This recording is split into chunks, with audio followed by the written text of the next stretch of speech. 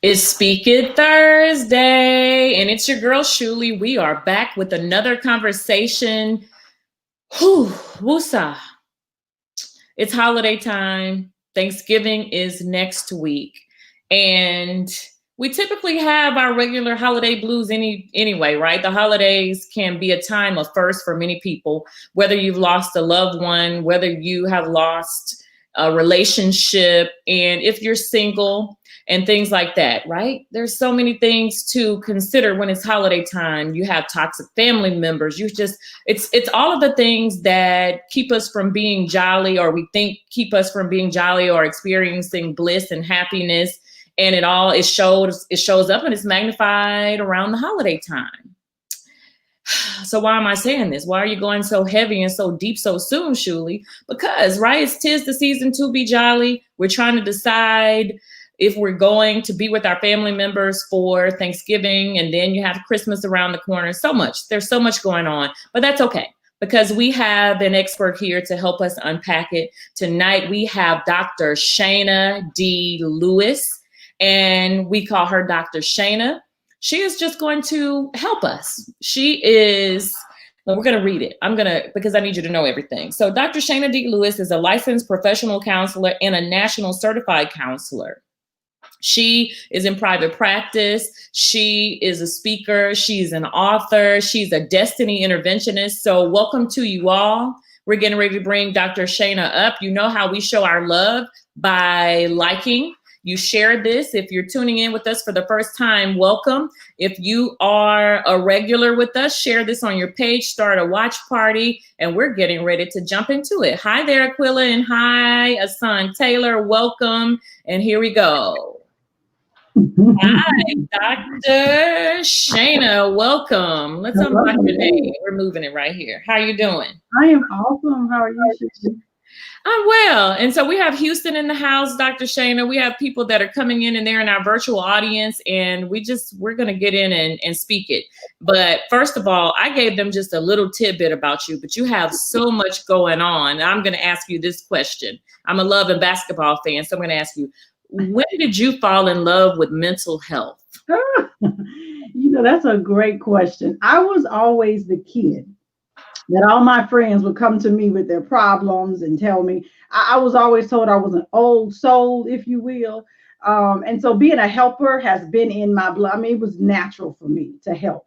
And it was really when I was a freshman in college, though. I said when I went to school, I just wanted to be rich. That's what I said. So I went to get a business degree. I figured that's how you get rich, is you get a business degree. But my first semester, I had Psych 101 and literally fell in love with psychology. Knew nothing about it really before that time. And then did my due diligence to find out, what do you do with a degree in this? And I switched my degree. And they told me then, you have to get a master's degree at least if you're going to help in a really big way. And so from then on, just for me, that's how I decided that I would help. Through mental health, through speaking, and all the other things that I do. So it was a natural progression for me all the way through college. Okay. And it's like you said, natural progression, but I'm sure it didn't prepare you for this pandemic. How has that been? This pandemic is wild. I tell folks all the time, I said, I feel like I'm in like some foreign country, right? We wake up and you think you're in a regular world, and you turn on the news, you open the door, you go anywhere, and you know immediately this ain't regular, this is wild, this is crazy, it's bananas. Yeah, we living on another side of, we're on Mars or something. That's what I'm saying. Right. I'm like, right. We have no words to really describe this. This is a time of first for many people. Can you talk to us a little bit? We're getting into the holiday part of it, but can you talk to us a little bit about the trends and things you were seeing? Look, let's barring the holiday, forget the holidays. Tell us about the trends. People came in and they sat down on your virtual couch. Mm-hmm. What was that like? What were they talking about? How were they feeling? The struggle is real, Shuli. The struggle is real. There's a lot of anxiety, obviously, right? Our world is the uncertainty, and it's coming waves. When this very first started, of course, when the quarantine shutdown of the whole world happened, it was really, really high. especially for people who are natural extroverts. I'm a natural extrovert. So for me, being stuck in the house also induces a sense of sadness and depression because I can't touch people. I can't do what comes natural for me. So those of us who are extroverts, we recharge by being with other people. And when you can't be with other people, you lose that thing, that spark that's very natural for you. So we struggle. So the anxiety, the depression, the real worry and fear, not even just a pandemic, but add on the Black Lives Matter, add on the political distress, add on all of those other things, people dying, losing people, losing jobs, the grief, all of those things. We are in what we call a complex trauma time because you have one trauma on top of another trauma on top of another, and we're all in the middle of it. We are all exposed to it. We may respond differently, but Yes. we're absolutely all exposed. Yeah, Ooh, it's rough. you said complex trauma, and I've heard the word trauma, and somebody was saying people will have PTSD as it relates to this, and that, of course, I learned that you can have PTSD even if you haven't been to war. So, Oh would yeah. you say what's the difference between complex trauma and PTSD, or is it all the So it's all in the same boat, but complex trauma are the experiences that then can create PTSD. And PTSD is post-traumatic stress disorder. So here's the thing. A trauma is a situation that we feel helpless in. We respond with horror. There is threat to life, real or imagined, right? So you could be traumatized by watching what happened with George Floyd. That was a trauma. We were not there, but we watched it happen over and over again on the news. So we were all traumatized. You are traumatized by watching the news or even on social media, seeing who folks are losing loved ones because of COVID-19 or whatever the case might be. We are all exposed to trauma, and it's complex because it's so much and it's so many, one after the other. And surely, mind you, before we even got to this place, folks were already dealing with trauma. People already had their own traumas, whether it was abuse or abandonment or whatever happened to you before you got to 2020. Then you enter 2020 and add all this on top. So we will all respond differently based on a lot of different things. It may be how much trauma you already were carrying, because this makes it worse potentially if you hadn't worked through what you already had. Do you have support? Is your natural personality one that bends toward being anxious when things happen in this way? Or are you more what we call cool as a cucumber? The world is your oyster. You're not quite as an anxious personality. It just depends. My hope for us, though, really is we have two options. We will either have post traumatic stress disorder or we'll have post traumatic growth as an outcome. I'm hoping we have the growth as opposed to the disorder because we can take where we are right now and use this to fuel us in a way. And it's done that for some people. Some folks are doing really well and some are just not. But all of it is traumatic. It's tough. It's tough. It's tough, it's rough, it's all of those. It's all of those words. But I love post-traumatic growth. Now, Yeah. how can we ensure that we have post-traumatic, well, post, what did you say? Say it one more time. It's post traumatic growth. That's what it Okay, is. post-traumatic growth. How can we Mhm. ensure our post-traumatic growth, Dr. Shana? So, first of all, it's how you perceive where you are. So, we are all in a struggle, right? Because emotionally, mentally, we all want this to be over. So the more we want that and we want to fight against or resist what's happening, we actually do more harm for ourselves as opposed to just acquiescing and accepting we're in this space and choosing to decide what will I do with this time. So in the beginning of this, folks were struggling. Then people may have settled in, and now folks tired again because you're like, I had thought it was going to be over by now. And it's not. And we like, wait, I'm, it's not over. No, sis, bruh, it's not over. We still here. So it's how we perceive what's happening. Our thought process is everything. The battle is here. It really is. How you choose to see it, what you do with it. I tell folks all the time, you know how we came into 2020 talking about this gonna be vision 2020 clarity. We're gonna see all this stuff, and then income, all this stuff. But this is what I'm telling folks. We got clarity. We did. We did. If it didn't come in the frame, you were looking for it. But we got clarity if you're willing to receive and accept it. You can resist it. if you want to. That's where your struggle is. If you acquiesce and you go with it. So I use this example often, Shuli, to make this illustration. So if you're if you think about not even an accident, that's one. But think about uncooked spaghetti. When Mm-hmm. you apply pressure to uncooked spaghetti, what happens to the spaghetti? It breaks. It breaks. When you apply pressure to cook spaghetti, what will it do? It bends. It'll loop around your finger. It's Exactly. more flexible. It's more flexible. So if we acting like this need to be over and I'm sick and tired of being sick and tired and this the worst thing in the world, that's us being cooked uncooked spaghetti. We will break as pressure is applied. When you are willing to be flexible, ebb and flow and go with, it's called flexible thinking actually. When you're it's an executive function that we all have a capacity for, but we all don't have, it's not grown in everybody. Some of us are very rigid in our thinking and we refuse to bend because it ain't what I want. I said what I said and I don't want that. Well, okay, boo, it ain't gone and it's not over. We need to be in a space of being flexible. Forcing that 2020.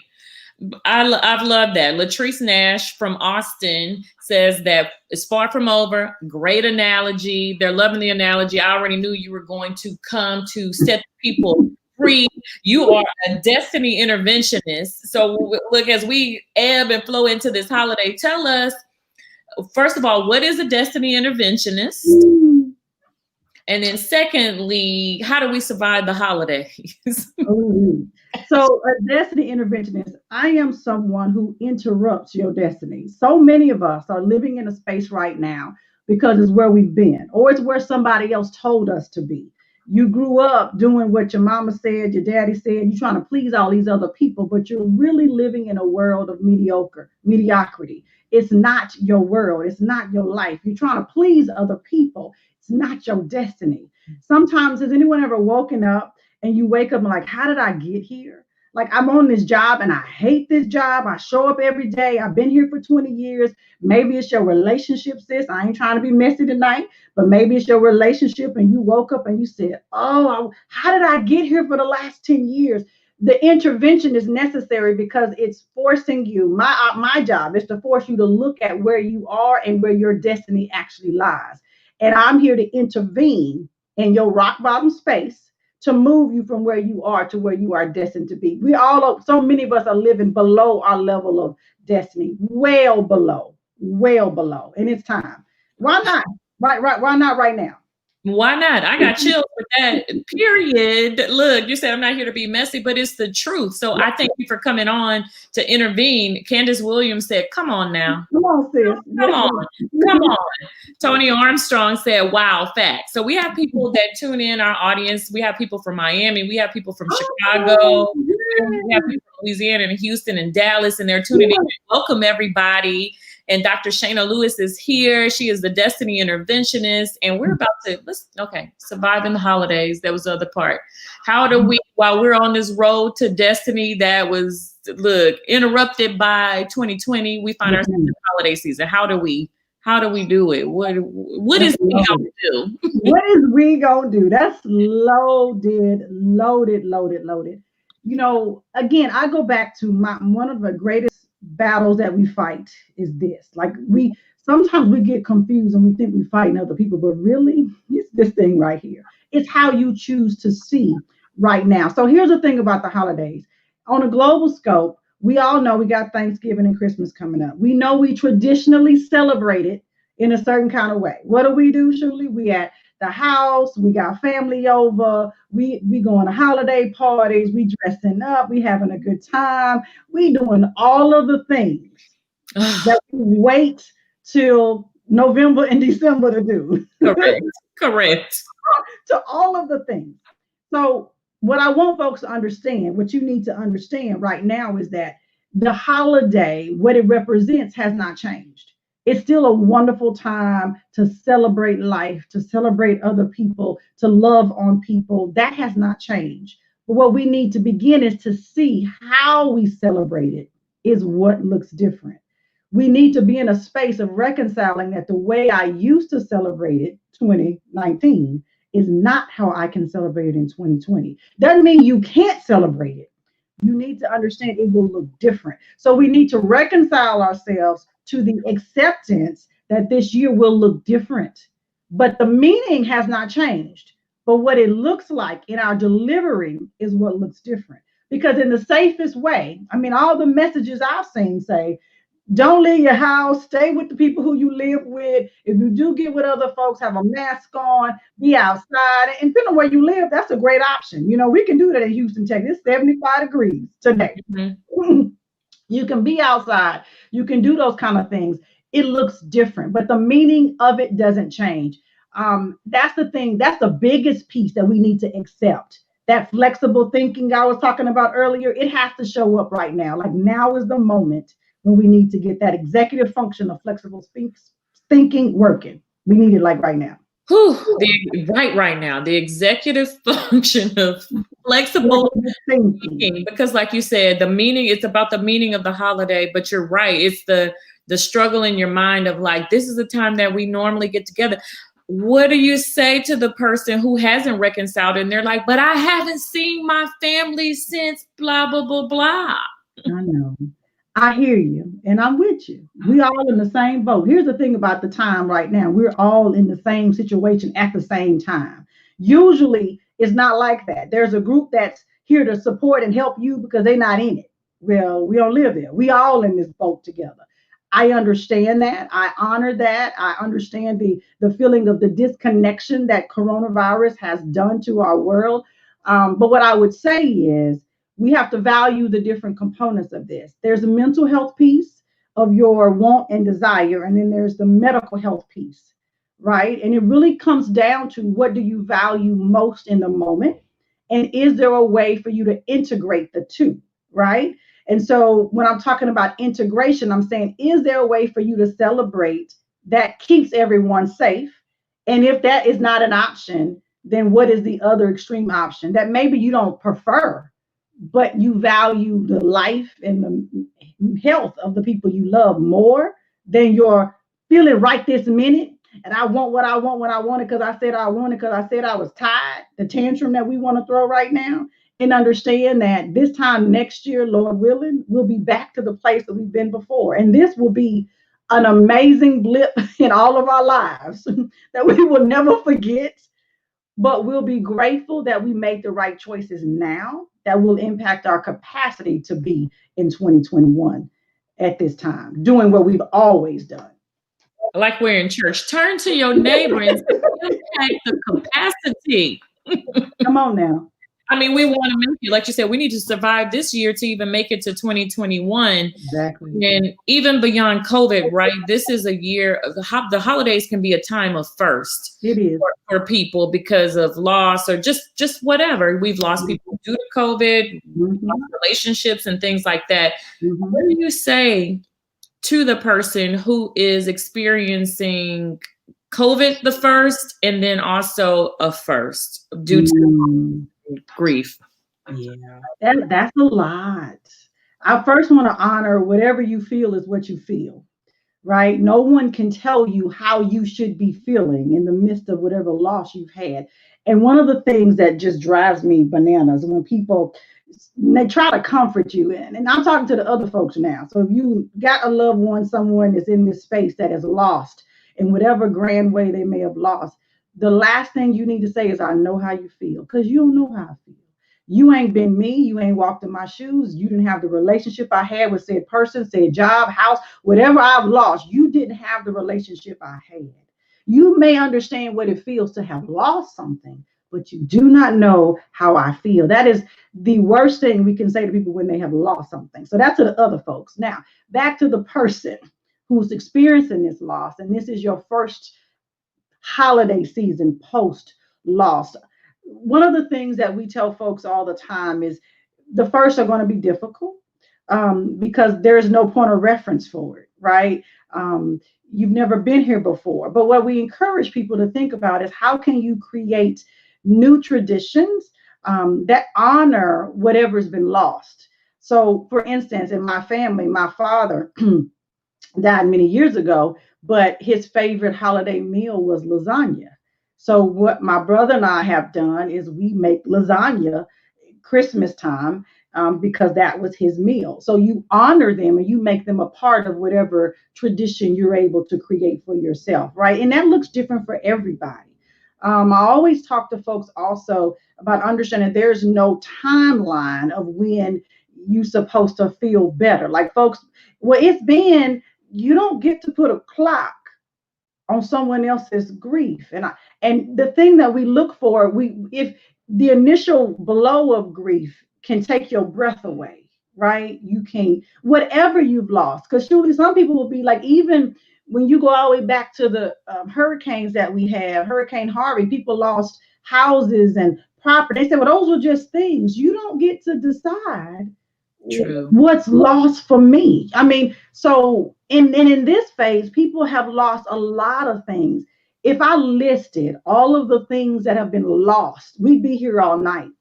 Things that people wouldn't even consider lost. It's like loss of freedom to go to a restaurant with your girlfriends, loss of the ability for kids to go to school without having to worry about catching COVID, loss of so many things that we've lost, in addition to the loss of life, in addition to the loss of jobs. And so we want to honor the loss, but let you know that you're in a space that however you feel is how you feel.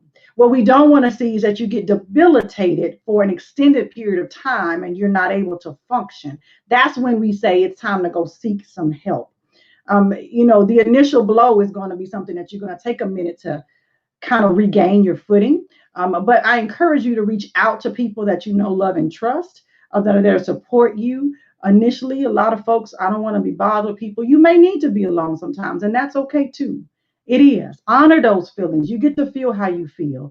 Reach out, talk to folks. Sometimes one of the greatest things we can do for ourselves at a point. So there's a process to grief and loss. There are stages to grief. And so the final stage is what we call acceptance. That's the fifth one. But the last one that I like to talk about that most folks don't talk about is literally creating new meaning.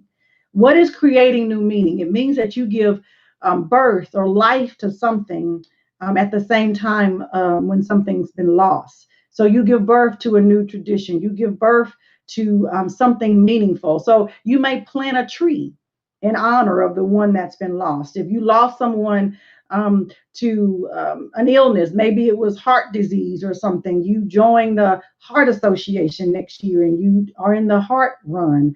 If you lost someone to COVID-19, there's going to be a lot of different organizations that I know and missions that are going to come out of this time. Maybe you start one. For folks who have suffered. So you give birth to something. And what value is this, Dr. Shana? The value here is that at the same time you've lost something, you now have it coupled with a memory of something that is positive, and they can live together. They can live together. And that is a way of healing. It begins our healing, Shuli. Oh, that is good. Like you said, all of that is just so wonderful. So to birth a new thing and you're coupling that and you're creating these new memories, because that is true, because it's easy to feel like, okay, it's the holidays and so is not here and this is not here. And then I think also too, the population, single people. Yeah. Being single, and it can amplify that. And I can just share my personal experience before I really just got into travel and realized like that was an outlet for me, and it was good to go and to see the world, and it takes you outside of yourself. And also serving has also taken me outside of myself, and like you said, building new things and creating something new, because it's just like the holidays represent family, whatever it represents to you, like you said. And when you don't have that, then you got to deal with the questions. So let's jump into that real quick. Then there's so many things. So you have loss during the holidays, and then you also have family asking you questions about your life. So how do you navigate tough conversations during this holiday period? And so there may be a lot of tough conversations. We were talking off air about if you're single. So when you gonna get married? And where is your man? Where is your woman? And what is your, all these kind of things. And so I'm trying to, okay, so this is one of the things that I believe is very true. You got to teach people how to treat you, first of all. Love people you love, This is the same with people who you don't love. You, as an adult, have a right to be respected.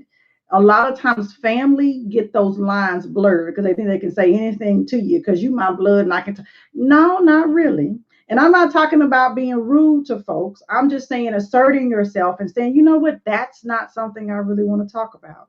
Um, I'm really okay where I am, and I hope you can respect that. This is asserting yourself and asking for what you need in that moment. I'd rather us talk about X, whatever it might be. So if you don't tell people, this is one of the greatest issues we have surely in relationships. We don't tell folks what we don't like. We either are passive about it, and in your head you like, well, they show getting on my nerve, but did you tell them? Or you have an attitude about it, as opposed to being assertive and saying, which is called passive aggressive. I'm giving it's a whole nother therapy lesson in here, y'all. Passive aggressive behavior is when you cop the attitude and you roll your eyes in the back of your head, and but you don't tell anybody how you really feel. And maybe what you need to say is, you know what, I really feel a little offended by the questioning. I really am just glad to be here to have be able to see you and whatever that might be. And I just would rather not talk about it. Say those things. Let people know where you are. And if it's a not okay conversation for you, boundaries. Come on now, sis. That's what it is. We don't have boundaries well enough that we're able to help people understand how to respect them. Part of our problem is I call them, we got walls, well, they're waterfalls and doors. Mm. Waterfalls are the ones you say, well, I'm not going to do this. This is what I'm not saying. Da, da, da. And as soon as they peek their head over, you're like, well, I will this time. Got it. A door, every time you show up, you're going to bang your head on that door because it ain't opening. You don't have the key, boo. You can't get in. And you can try as best you can. But if I say what I say, then I said what I said. And you want to make sure you do not create a boundary that you're not willing to keep, maintain, and back up. I'm just saying. Because when you don't, people don't trust or believe anything you say. So in this holiday season, create the boundaries that make sense for you. That's good. So basically you're saying you can't pull up to the dinner and they start asking you questions. I didn't come here for all this. Don't do that. That's not the way to handle that. Okay. Because now what you've done is you made other people defensive. Okay. And now we got a conflict. So with the different types of communication, you're going to elicit a different type of response from people around you. So when you show with an attitude, you're going to get that back. That's human nature. We know when somebody got fight in them, let's go. And it's going to be that. Because if you bring the fight, I know they say don't come for me if I ain't sent for you. Correct. But when I show up with an attitude, I'm sending for you. I'm saying that's what I'm doing. And I'm saying, but now you've ruined the whole reason why we were 'tis the season, right? We didn't, that ain't what we're supposed to be doing. But when you show up with that respectful, assertive communication, I really feel cornered, or I feel offended, or I really rather not talk about that right now. Can we talk about something else? Right. Valeria said, I said what I said. And now you did say what you say, sis. I got that. And then sometimes you have to mood you in. Yes. I got it. But be prepared for what comes after that. That's all I'm saying. That is true. And then the other part too, just dealing with not even just being single and going into a situation and you're uncomfortable, like you said, and you're not sure really how to handle it and you're anticipating the questions. Mm-hmm. But then also in real life, you have these family issues that seem to be amplified by the holiday season. So I'm like, COVID might be the time for you to take a break, sis. This is your excuse to not even have to deal with any of it. But can you talk about toxic family and relationships, especially in the Black community? Because, you know, it's that, you know, that one side of the family or the one person in the family that will shut down the whole reunion, the whole party or whatever. And we have these deeply rooted issues that we feel like, well, we family and we just gonna go. I know I have this issue, but it's the holidays, so we just gonna go. Talk about that. Listen, family relationships. So I'm about to be real messy, and y'all gonna say Dr. Shana messing up the dinner table at Christmas. I'm really not. I'm trying to help the people, because part of our problem is this is where that destiny intervention piece comes in, because we go along because we're thinking it's keeping the peace, or what you allow in your space, you allow. I don't care if they kin to you, they're your neighbor, They work across the desk from you. What you allow, you allow. And so just because people are related to you doesn't mean you have to allow them in your space or your orbit. Hmm. You don't. You have a choice. Because when I'm talking about everybody in the room grown, everybody has an opportunity to choose for themselves. Whatever choice you make, you also choose the consequences. So if you show up in a space and you know the energy is toxic, because energy is exchange, y'all understand that? All of us have walked in a room and you could feel energy in a room. Was it positive or was it negative? And you've also been in a room, entered another person, and the whole room shifts. You could hear a pin drop. Folks get quiet, folks looking funny. You have to protect your energy even more right now than any other time because we're all in a traumatic situation. We don't have the full capacity that we once had emotionally because we're under duress. Do you understand that? So if you walk in a space that's already hostile and you know it's hostile, you're showing up already saying, go ahead and take the rest of what I came here with. And then you're going to be depleted, defeated, and destroyed or depressed when you leave, but you signed up for it when you walked in the door. You can choose to stay at home. And I'm telling folks, you don't owe anybody an explanation about what choices you make because you've grown. And I'm not saying be rude. I made a choice this year, and this is what I'm doing. Y'all enjoy yourselves. Have a great time. And maybe you need to have a conversation later. I'm not saying avoid a problem because I don't believe in avoiding problems. I believe we need to deal with them. But it's not at the holiday dinner. That's not the time. So, but here's the other thing, Shuli. Here's another option. I'm going to give somebody another option. If you want to be at the dinner and you want to be in that space, then perhaps you need to curate that conversation before the holiday so that you get an understanding. If there's one person you have an issue with, perhaps that's an option too. But you need to decide for yourself where you fit and how you want to handle it. That's good. As Son Taylor said, protect your peace. And then Shayla Simon Ferguson said, protecting my peace and my blood pressure. Let's go, because it does affect your mind, body, spirit connection. I'm here for it. It does. We have high blood pressure, strokes, heart attacks, ulcers, and all of that behind stress and toxic relationships. Yes, yes. Vedria said it's about self-care and self-preservation. It is. It is. And you can choose you at any given moment. And it's so challenging, like you said, choosing you at any given moment. And I'm just thinking about conversations I've had with my family, and I thank God that we are in a better space, and we were able to talk through some things and have some really hard conversations. But the holidays, like you said, that dinner table could turn into a war zone if you have unresolved issues, and it can go left really, really quickly. What do you say to the people, like you said, it's sentimental. You've already said, I don't really care. You protect your peace, but I'm still throwing it out there anyway in case they didn't hear you. But if mama, if mama is the one doing it. I got that.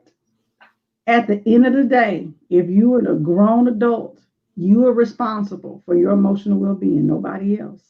Whoever you allow, your mama, your daddy, your brother, your husband, your wife, your children, whoever you allow to steal your peace, you've allowed them to do that because you made a choice to either put yourself in a position or you avoided having a conversation that's necessary. And in many cases, we avoid it because you don't want a conflict. Most of us don't want a conflict. Who wants to be in a fight with their mama or their daddy or somebody else that they love? We don't want to, but that's part of our immature behavior. It's immature. That's what children do. And I'm not trying to call folks kids, but we can be adults acting immaturely by not addressing the problems that we have with people and asking for what you need. And here's the thing, you can set a boundary in that space. So we have the conversation. It's your mama. Mama, I love you to death. And I can love you and still not allow you into my space. I have that choice too, because it's my space and it's my energy. And I can say, I love you. And here's the issue. And I really want us to be able to talk this out and get along. But these are the things that I'm not willing to do. I'm not willing to, whatever it might be. I'm not those boundaries that you mentioned earlier. Correct. Insert whatever that is. I'm not willing to argue with you about it. I'm not willing to be in a space where I'm made to feel uncomfortable. I'm not you. This is the boundary where you get to say, and if these things are not able to be met, then perhaps it means we won't be able to do this right now. We pray about it. I believe prayer can change some things.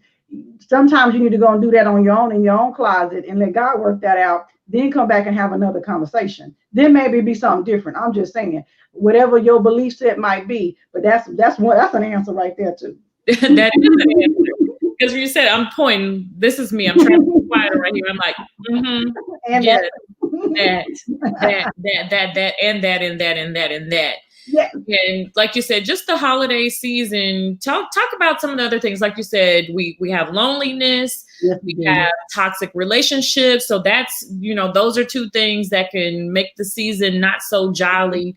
What are some other things? Because we're talking about what about finances and how that affects. What are we doing with this and the pressures to buy gifts and yes, that's a huge one because people feel like this year is going to look different anyway because we're not having those holiday parties and all the things where you show up and you're not bearing a gift. Everybody knows you don't have a gift. So you may not feel as much pressure. So maybe that's one of the good perks of where we are right now. But I tell folks, you don't want the holiday season and your efforts to celebrate it to put you in a bind that now creates a source of a major stress for you when it's over. Like you live not just for this moment, but you need to live for the moment beyond the one you're in. And some folks will go into major debt at Christmas and the holidays. And I'm hopeful for folks that they don't do that for the sake of pleasing somebody else. And that's usually what we do because you want other people to be happy, or it's what you've always done. But guess what, boo? COVID-19 happened. Maybe you lost your job this year. You can't do the thing you used to do. Or maybe your job downgraded and you don't work as many hours or whatever the case may be, or you got new medical bills you didn't have. You will need to consider all of that when you decide what you do as far as what you spend. So I want folks to understand, resist the temptation to please other people by spending and using money. Find other ways to celebrate folks. Everything in this world that's valuable doesn't cost money, Shuli. It's so much that we can do for free. A note is amazing. A call, you could send a message, a voice. You could do so many things. You can make cards. You can buy a card and put a beautiful message in it that would melt somebody's heart and make their day. That's what, $1.99. That's true.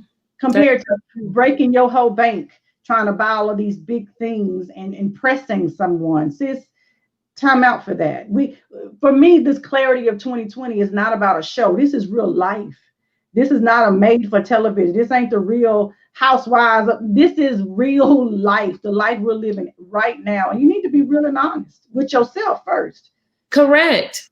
Be still and know that I'm God. That's the scripture that gave me peace when this thing hit and it came down. And like you say, we're trying to figure out what's going on. Yeah. And that's what's been keeping me going. This is a time for us to really get our priorities together, it lets us know what's important. Yeah, exactly. And all the good things. So if you're tuning in, we're here conversing with Dr. Shana, the interventionist, and it's amazing. We're talking about how to survive the holidays. And if you want to find her, it's drshanadlewis.com. Is that correct? Mm-hmm. In case you need to talk through some things and you need your destiny intervened upon. LB Jenkins says, I refuse to let my peace be disturbed. Come on, LB. I'm with you on that. LB is my partner in conversation. He joins us and we have a good old time. Hi there, LB. What you doing? But so we talked about that. What are some other things that maybe we haven't considered? 'Tis the season to be jolly, but I can't be jolly because. So here's the thing, because I'm depressed. The other piece about this is mental health is real. And in our community, we don't talk enough about it. It's not. So statistically speaking, Black women are the most vulnerable to be depressed in this world. Black women. And with that said, folks wonder, like, how do we get there? We don't have a time for a history lesson today, but no, this goes all the way back long centuries ago. It ain't just happened today. Correct. And so we have a lot of pressure and stressors that we carry as Black women.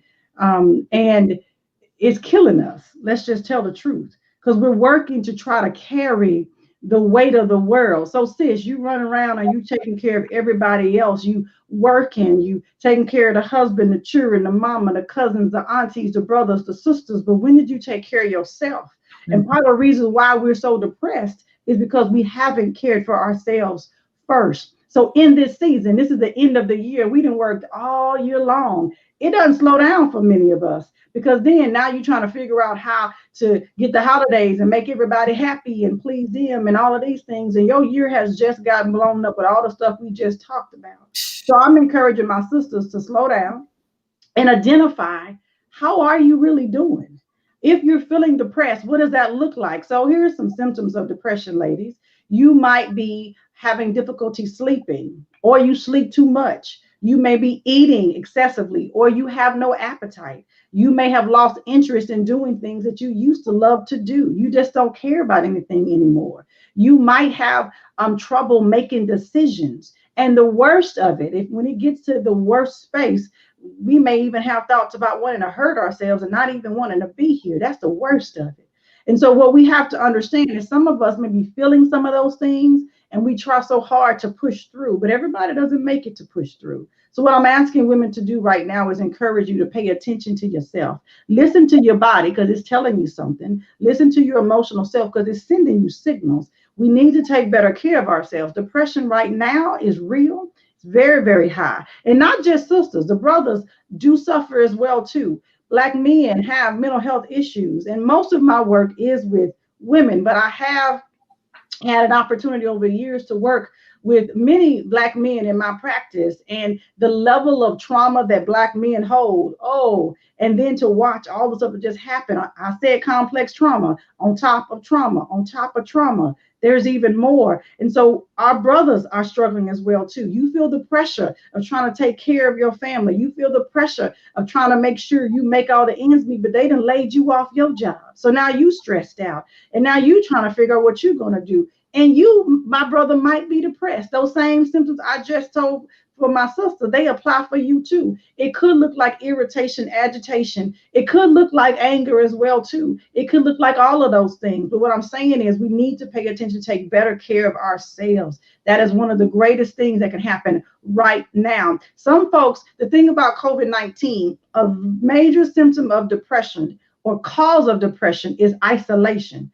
We said at the top of this, COVID-19 forced us all into isolation, and we're still isolated. Even if you're not 100% isolated, you are still isolated from the way you used to connect to people. Okay, so this season, this last however many 8 months we've been in this thing, has been a major setup for depression, even right now for all of us. So we need to make sure we're paying attention and we're caring for ourselves. It's very important. I really want my brothers and my sisters to understand. We need to be talking about this. I'm glad you brought this conversation up, Shuli. It's so important in our community to have conversation around it. The stigma about mental health needs to go away. We need to be able to speak truth to power. The fact that these are real things that are happening. And just because we're not talking about them, don't mean they ain't happening. They're happening in silence, and they're destroying us, and they're destroying our families from the inside out. My brother says, thank you for that. Being a man, even a single man, is not all easy. Absolutely, Tony. I appreciate you for acknowledging that fact, because people will be dismissive and say, well, you don't have no problems. They'll say that about the single woman too. Well, you ain't got no children and nobody to worry about. What you upset about? Y'all, mental health, the pressures of this world are real. I don't care what circumstance, what box you might find yourself in. It's heavy. And not even just the depression, the anxiety, the worry that we have. Add all that up together. It's a recipe for disaster if you don't pay attention. It is. LB Jenkins says sometimes you have to listen to what people don't say. It's the killers. Good, LB. You're right. Wow. Because so many people don't have words for it, Julie. See, this is a whole other talk, but the strong Black woman syndrome that goes all the way back to the beginning of time and slavery for us as Black women taught us to ignore our emotions, to ignore our feelings. You don't talk about that. You just get the work done. You take care of these children. You make sure this house is good. He out there in the field, you in here with this, you take care of this. Your feelings are irrelevant. So we have been socialized generationally to ignore how we feel. And we dismiss that. And that's how we can end up in an ER with a heart attack and don't know how it happened. We are the most at risk for that too, because of exactly what I'm talking about. Yeah, we got problems. I'm deep sighing and I'm just listening, and I feel this, Kioka. She said, woo. Woo, yes, And Regina said yes. And as you were saying that, like you said, I just felt it. And check on your strong friends. please do. That's that. When people started saying that, we cannot take it lightly, that we must, like you said, pay attention to each other and just tap in. Like she said, I mean, Brandon said, even if nobody's saying anything and you notice something about your friend is not right, and you're right.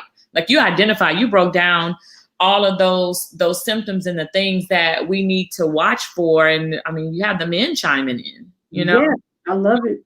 As taught at an early age to remain quiet. So it's all of this silence, man. Mm-hmm. Silence is not golden. It's not. We have been too quiet about the wrong things, and we talk about the wrong thing. Like we got it backwards. We real loud about a bunch of nothing. Like y'all know, you look at our entertainment industry and you'll be able to see the stuff that's foolish and ignorant that we will celebrate, talk about, tweet out, share, and all that stuff, as opposed to talking about the stuff that really matters in your life and your world, to your well-being and your family and your capacity to grow and your capacity to be who it is God put you here to be. We don't talk about that. Amen. And we need to. We're missing some fundamental conversations. So I'm hopeful. I'm thankful for all of those of you who are here. I'm hopeful that this conversation can help you continue a conversation in your circles, in your tribes, because we as Black people need to be talking about these things that really matter. True. Make these things go viral. Yeah, exactly. These type of conversations. Vedria said, I'm also noticing a season for some with toxic positivity. Can you talk a little bit about that? Or Vedria, you can be clear if that means something to you, Dr. Shana. You tell me more, Vedria. What do you, when you say toxic positivity? I may have an idea, but give me a little bit more to work with there. Mm-hmm. I just think we need to be in a space of having more conversations. LB said, you about to make me switch therapists. Dr. Shana D Lewis.com. Come on, LB. Listen, I love this work. Oh, acting happy or cheerful. Oh, come on, sis. Yes, that toxic. Mm-hmm. So these are folks that's pretending as if everything is all right, but they really, you faking. Little Miss Sunshine and such. See, and that's a great point. I'm glad she brought that up, because we have been socialized. Our social media has made us be in a space of not wanting to show folks what we really thinking and feeling on the inside.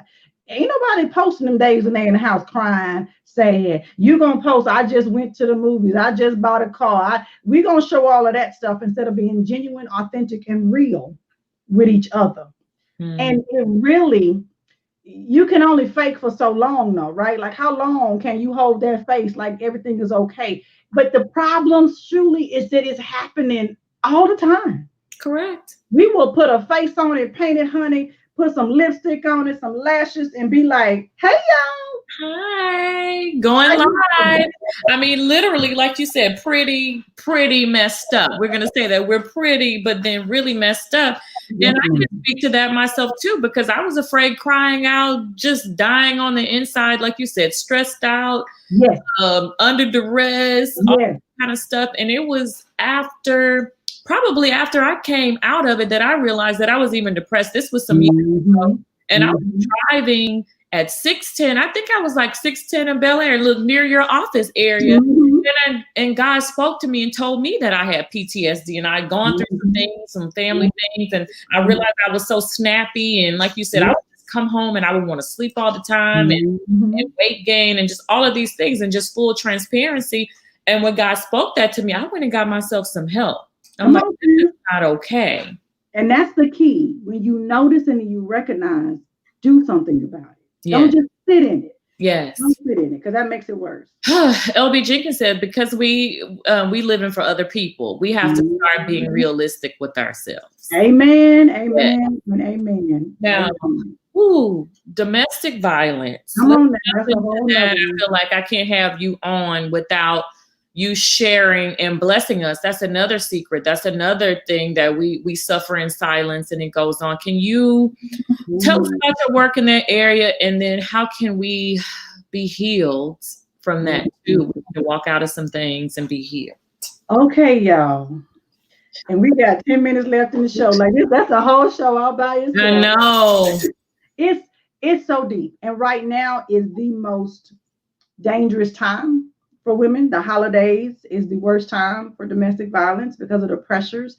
Coronavirus has increased the numbers of domestic violence situations astronomically. I was watching the news the other day, and strangulations, which is the most lethal form of violence. Many of us will think of it as gun violence. No, but to a woman, the most lethal way someone could harm you is to strangle you. Because you got to think about what it takes to literally strangle somebody. You are looking at them in their eyes. You see the life leaving them, and you still do it anyway. The most lethal.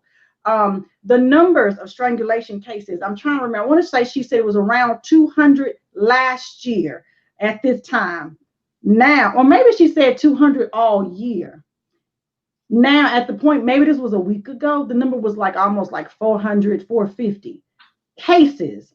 So the number has doubled in a year's time. So we have to understand this. It is happening all of the time, y'all. If I give y'all a few quick numbers, 1 in 5 women will suffer severe physical violence in her lifetime. 1 in 5. You got 5 girlfriends, one of them has.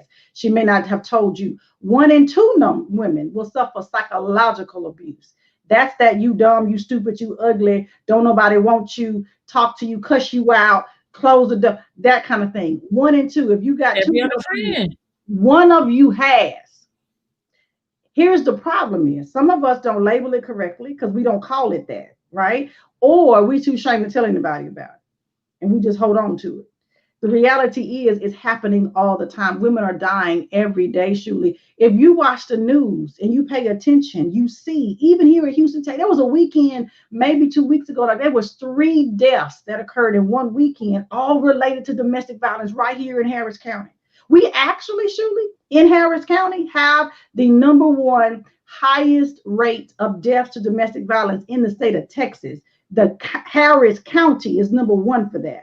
We don't want that record, but we have it. So when I say Houston, we have a problem, we really do have a problem. It's not just ours, it's a worldwide problem. Like I could be on that box for a long time, but it's an issue, and we need as a community to talk about. Again, I'm about having hard, uncomfortable. Like I want you to be uncomfortable because it means it needs to be talked about. We need to be in a space of understanding it in this space so we know what we can do. Don't judge women, help her, be a resource. Don't tell her, well, if it was me, I would. Boo, you don't know what you would do if you wasn't. You're not in that situation. Don't say what you would do because we can't say what, no one knows what they would do until you're in said situation. We really don't, because you really can't speak on that. So my organization is Her Voice. And so it's a domestic violence organization, much like Big Brothers Big Sisters, where we support survivors of domestic violence to live healthy lives through mentorship and education. So women who have survived their violent relationships longer than 2 years are able to mentor women who are recently coming out of those relationships. And so if you're in the Houston area and you are a survivor, you've been out more than 2 years and you want to give back, get with me. We need you. If you're a woman who's recently coming out or you're struggling, get with me. We need you too. We want to support you. Wow. You don't have to do it alone. It's a lot of work to be done, and we need to talk about that. That's a big one. Well, I'm open to have another conversation just about that alone. Yeah. You let me know. We can, whatever, however I can help in that area, I'm down to help. Is there a website for this, or is it all under your? Yes. So you can get to it from ShanaDLewis.com, but it's her-voice.net. Her-voice.net is the website to the nonprofit. But yeah, there's so much work to be done. I'm glad you brought that up. Yes, that's how you can reach us by web.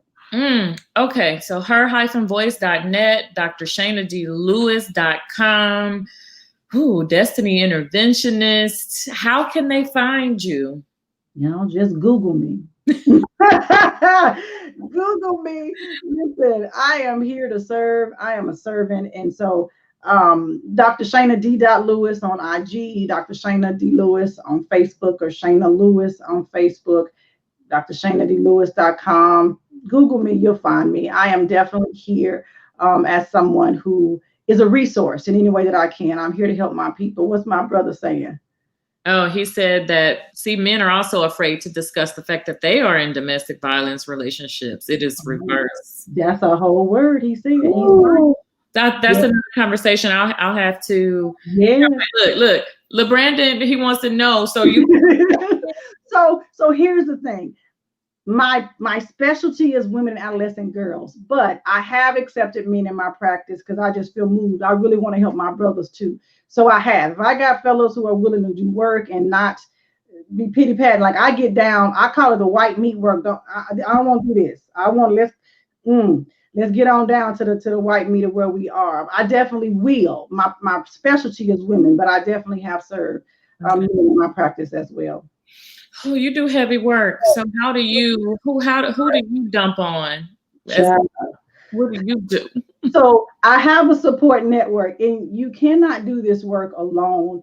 I have, and Dr. Whitaker is one of my greatest friends. And so if I didn't have I have lots of therapy girlfriends, right? And we support each other.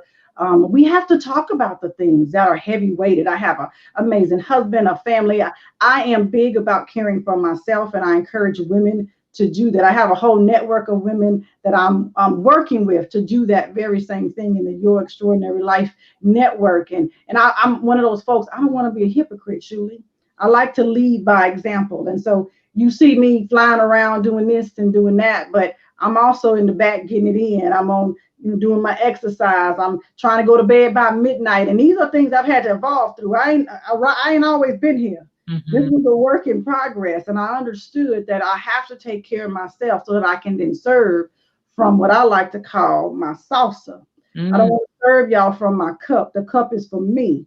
I want to serve you from my salsa. So I have to do my work. I have to feel myself. And I do that in those ways of connecting to people in my world who support me so well. So without them, it's not impossible. And I'm a child of God, baby. I'll be in that war room and we get down. I got to get down with the get down. And you said that the saucer. So to me, that means your cup runneth over. That's that beautiful. And yes, ma'am. Yeah. Asan Taylor says, I struggle in the self-care area. I feel I always have to do for others first, like you talked about earlier. It's what that strong Black woman. He say, listen, y'all take insurance. Amen, LB. Listen. I actually only take one insurance, which is Aetna. Aetna insurance is the only insurance I take. Actually, my brother, he is serious about it. I got you. Love it. Come on, Black man. Look, bring a friend. Black man, bring a friend. Bring your friends with you. So, as we get ready to get out of here, you have blessed us tonight, and I knew you would, and I felt like you were the perfect person to have this conversation. Give us a nugget. Give us something that we can ride through these holidays and stay strong and keep our bliss. Well, let me say this first. Before we get into the holiday, I want all of you ladies to go right now to www.yourextraordinarylifesummit.com. This is the summit. When I tell you, oh my God, I have pulled together some of the most amazing women. And this summit is happening next week, Monday, Tuesday, Wednesday, 7 to 9 p.m. Central Standard Time. You can watch it on your phone, on your tablet, on your computer. Baby, you want to be there. Okay, is this correct? Yourextraordinarylifesummit.com. Yes, it's a free summit. Register for it. I'm going to set us up for the holidays. That is my gift to all of us because we need it. I brought some specialists from mind, body, and spirit aspects. Babe, they cold-blooded. I'm telling you, they're going to get you right. So do that first. Okay.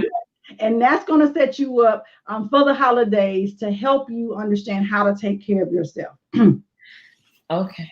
That's the good piece. Okay, so now here's the word that I want you to just take with you. Just take this with you, tuck this away. Somebody write this down somewhere.